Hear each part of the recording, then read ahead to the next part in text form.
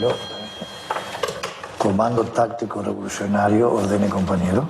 Equivocado, señores. No tiene por qué. 9:31 de la mañana, 19 grados en la comarca Viedma-Patagones, y es hora de la entrevista en Luber, en nuestro primer programa. Vamos a hablar con un politólogo, director del estudio Par Consultores, especializado en comunicación política, redes sociales y opinión pública. Está con nosotros en comunicación Lasse Paniceres. Buen día, Lasse, ¿cómo estás? Hola Gonzalo, ¿qué tal? Buen día. Bueno, muchas gracias por atendernos en nuestro primer programa del Uber. Hablamos ayer para acordar la entrevista, y en el editorial de apertura nosotros tocamos el tema de la desafección como la primera minoría política.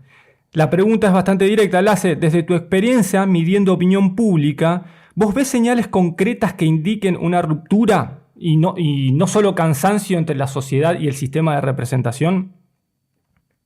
Más allá de la opinión pública, nosotros desde la consultora estamos preparando un tablero de elecciones, ya preparamos algunos adelantos, y te voy a dar datos duros que van a confirmar un poco tu tesis, y te los estaba preparando justo ahora para la nota, que nosotros entre el 2013 y el 2025 tenemos datos. El padrón en el 2013 era de 276.000 electores, hoy en día es de 611.000 electores.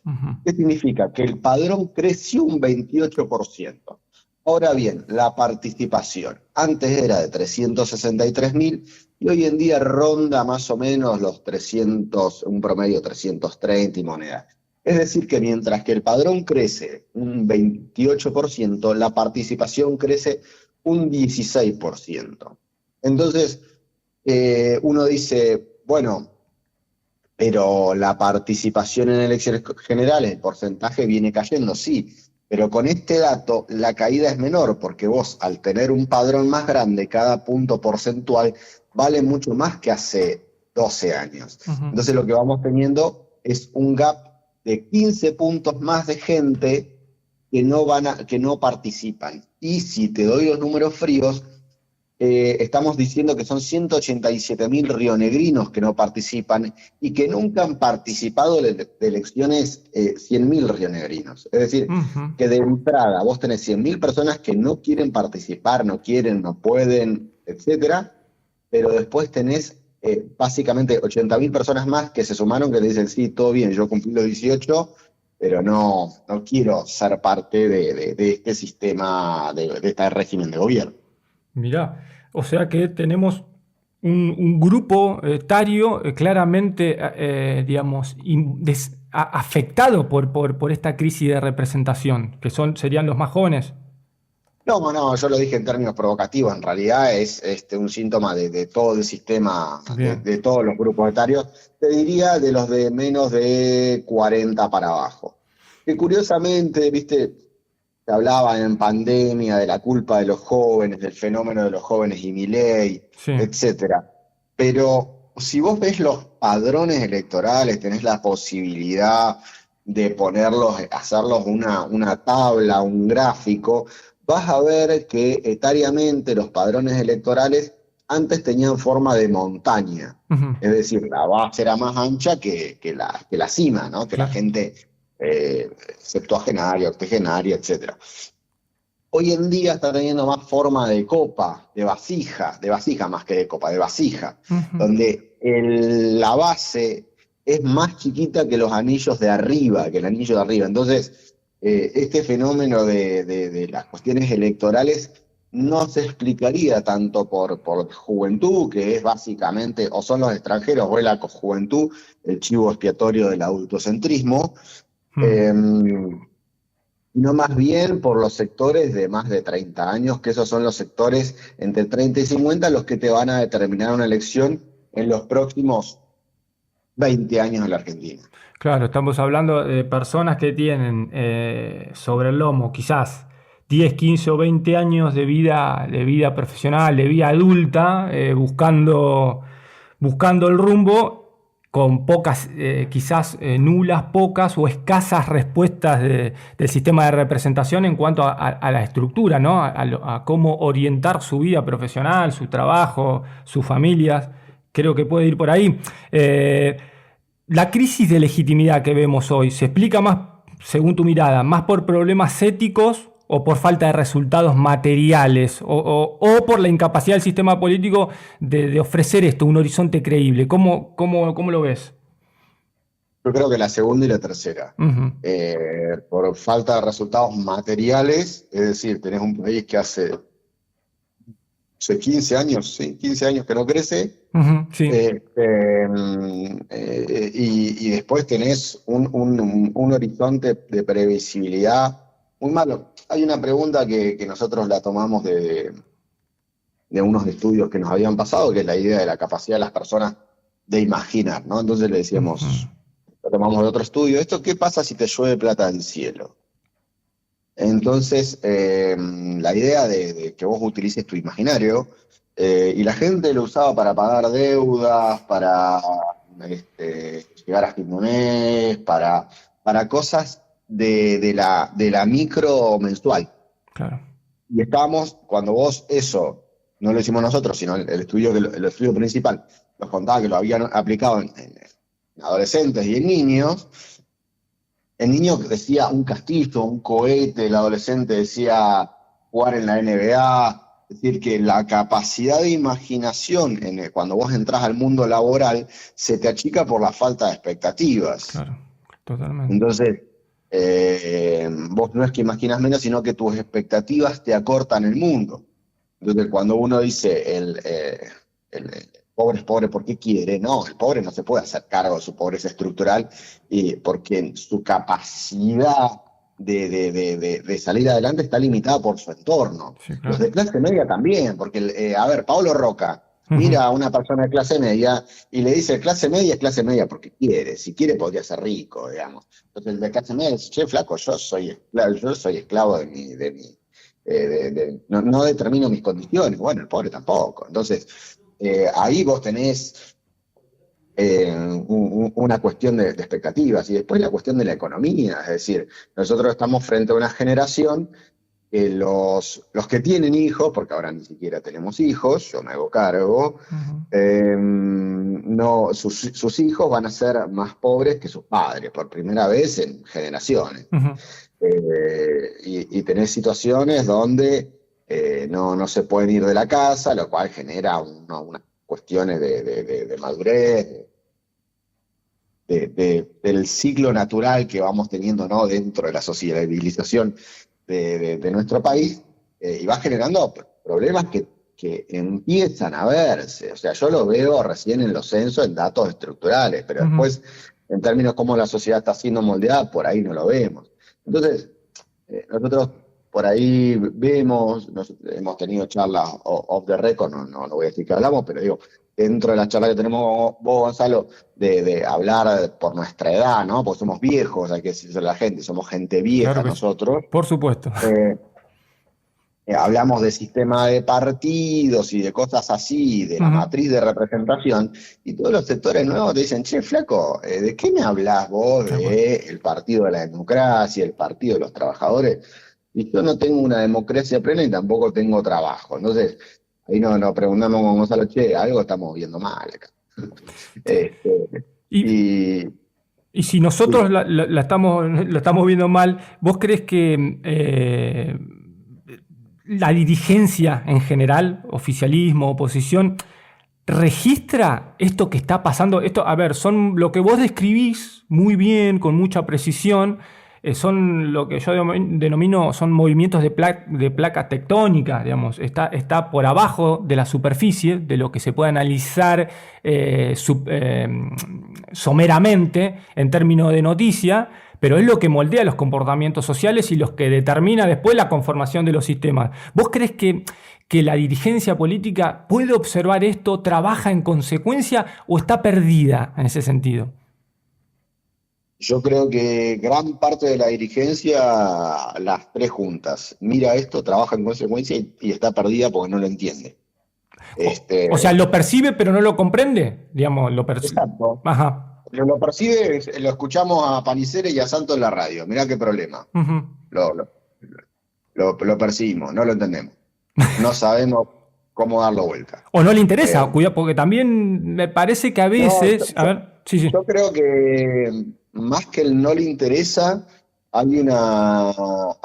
esto lo decía Carlos Matus, yo tengo los libros, hay una entrevista del año 95, ya Carlos Matus, ya cerca de morir, un economista chileno, un economista de Allende, ya reestructurado hacia el capitalismo, que planteaba que hay un problema de la política, año 95, estamos hablando hace 32, 31 años atrás, que es el no saben que no saben. Ujú. Es decir, no saben que el problema que están resolviendo no lo saben resolver. Y esto es un problema de estructura de los partidos, lo decía el tipo hace 31 años, hoy en día es casi una verdad revelada. Pero esta idea de que los partidos hace mucho tiempo ya son clubes electorales, que esa es una frase de Matus también, que lo único que se preocupan es de ganar elecciones, tienen una gimnasia y un conocimiento altísimo para ganar elecciones, pero no tienen una gimnasia y un conocimiento altísimo para resolver problemas. No por una suerte de negligencia adrede por parte de la dirigencia, porque esa generalización, que son todos unos chorros que no escuchan a la gente, me parece incorrecta. Y lo que voy a decir es peor todavía, porque si fuesen chorros y no escucharan a la gente, sería un poco más sensato. Yo creo que gran parte de la dirigencia llega sin estar formada para el puesto en el que la llamaron, y no tienen un tiempo suficiente para que sus cuadros técnicos, si es que los consiguen y los pueden poner a trabajar, intenten una resolución de esos problemas. Mira, Es decir, sí. Sí, decime. Y el gran problema acá, de fondo, para resolver esas cuestiones, es, yo creo, el gran problema no, estoy siendo re provocativo, pero uno de los factores es la reelección. ¿Por qué? Porque los funcionarios, el día que entran, que juran el 11 que juran el día y entran en funciones el 11 de diciembre, ya su líder político, cualquiera, salvo el de Mendoza, ni siquiera ahora Pularo, le están diciendo prepárate para la reelección. Entonces el tipo va a cambiar los tiempos de la gestión pública en aras de una reelección, lo cual hace que la gestión, la maquinaria de gobierno esté en gran parte frenada o acelerada con los tiempos electorales. Entonces, totalmente. Sí, coincido. Estaba afirmando lo que decías. Vos sabés que me queda una idea o una tesis que tengo vinculada a esto que estabas describiendo y explicando sobre la clase dirigente, si está preparada o no para el contexto, para la coyuntura, para el tiempo histórico. Yo tengo una tesis ahí. A mí me parece que la clase dirigente, la que hoy conduce nuestra provincia, nuestro país, se formó y entró en política en un tiempo histórico que estaba determinado por cierta hegemonía política. No lo digo en términos partidarios, sino en términos de cultura política. Una hegemonía que determinaba, ¿no? Que le daba contorno a lo que se podía y a lo que no se podía hacer, lo que se podía y no se podía decir, lo que estaba por debajo de la línea de flotación. Y me parece que en 2023, con la elección presidencial, no por el triunfo en sí mismo de Milei, sino por el síntoma que significa ese triunfo, el tiempo histórico comenzó a cambiar. Esa hegemonía por lo menos se resquebrajó, esa cultura política se resquebrajó, y estos dirigentes, que son los que conducen el statu quo, de repente se encuentran desconcertados porque las coordenadas conceptuales, filosóficas, programáticas, económicas, no son las que venían siendo en los últimos 20 años, y entonces se encuentran en un desconcierto, en un escenario para el que no estaban preparados, porque, insisto, hace 20, 30, si querés, si somos un poco exagerados y provocativos, del regreso de la democracia, estos acuerdos generales conceptuales se cayeron o al menos están en discusión. Entonces me parece que ahí hay algo de esto del desconcierto de la clase dirigente. ¿Vos los percibís algo parecido? ¿Cómo lo ves? Yo estoy muy, en parte contento con el triunfo del presidente, porque gran parte de lo que él hace, yo como consultor lo he propuesto. Y no lo propongo porque, digo, hay que tener, mi cliente tiene que ser un loco. Digo, porque hace rato vengo viendo que se venía rompiendo algo de los códigos de la política. Yo siempre reviso cosas que escribo para ver qué era lo que pensaba en ese momento.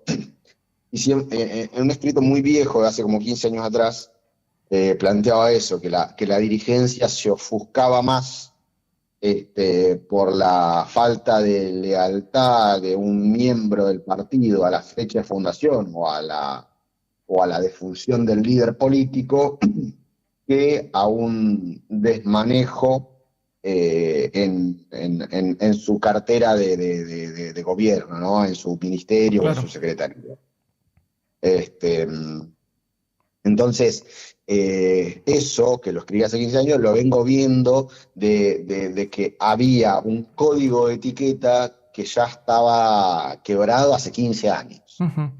Y el que viene a romper con el código de etiqueta fue Javier Milei. Decir, miren muchachos, esto no es tan copetón, tan coqueto. Claro. Estaba roto, estaba roto en el vínculo entre el sistema y los ciudadanos, o estaba roto hacia adentro propio del sistema, decís vos. Yo creo que estaba roto entre el sistema y los ciudadanos. Bien, perfecto, o sea, claro. La ciudadanía hablaba un código de la política y como habla todas las cosas, o sea, de manera mucho más... fíjate, nosotros somos una sociedad antielitista. La Argentina debe ser de Sudamérica la única sociedad que odia y destroza a sus élites a tal punto de que sus ricos se van del país porque saben que no pueden, la mayoría, ¿no? Algunos se van del país porque saben que les cuesta vivir en Argentina. Y hablan de manera coloquial de todo. Entonces, ¿cómo la política mantenía ese halo de monarquía francesa? Tal cual. Y en el 2023 pasó Robespierre con la guillotina, o sea, y fue esa ruptura, creo, entre la opinión pública, y ahora está totalmente exagerado. Ahora nos bandeamos y ahora todos se hacen los locos, claro, todos se hacen los Milei, y realmente el dirigente, como dijo el gran filósofo y asesor y consultor espiritual Ricardo Iorio, el dirigente tiene que ser, como diría él, sé vos nomás y al mundo cambiarás. O sea, totalmente. No intentes ser otra cosa, no te hagas el loco, porque hace 2 años usabas traje y me hablaba de los valores, de Juan Domingo, de Raúl, y ahora me estás diciendo viva la libertad, carajo, se nota amor. Coincido.